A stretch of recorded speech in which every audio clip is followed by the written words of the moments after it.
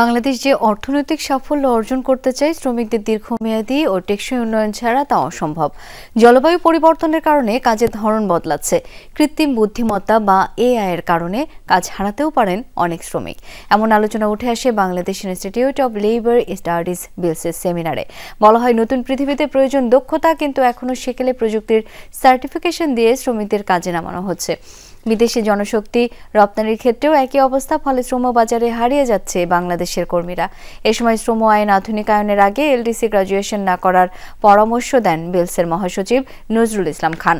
অন্যদিকে গত 15 বছরে উন্নয়নের বায়বীয় বার্তা দেওয়া হয়েছে বলেও অভিযোগ করেন শ্রম সচিব ডক্টর সানোয়ার জাহান ভূঁইয়া। তার মতে, শ্রমিকরা কাঙ্ক্ষিত মূল্যায়ন থেকে বঞ্চিত হয়েছে।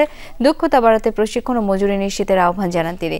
নাসা গ্রুপের অর্থ লুটপাটেরও সমালোচনা করেন তিনি। হাজার হাজার কোটি টাকা দেশ থেকে পাচার করে নিয়ে গেছেন। উনি যত টাকা ঋণ নিয়েছেন তার চেয়ে 3 গুণ 4 গুণ বেশি আউটস্ট্যান্ডিং তার।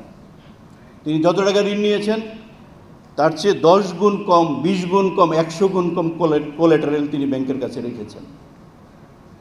ওনার সমস্ত সম্পত্তিও যদি বিক্রি করে দেওয়া হয়, 100 বার যদি বিক্রি করে দেওয়া হয়, সেই লোন পরিশোধ হবে না।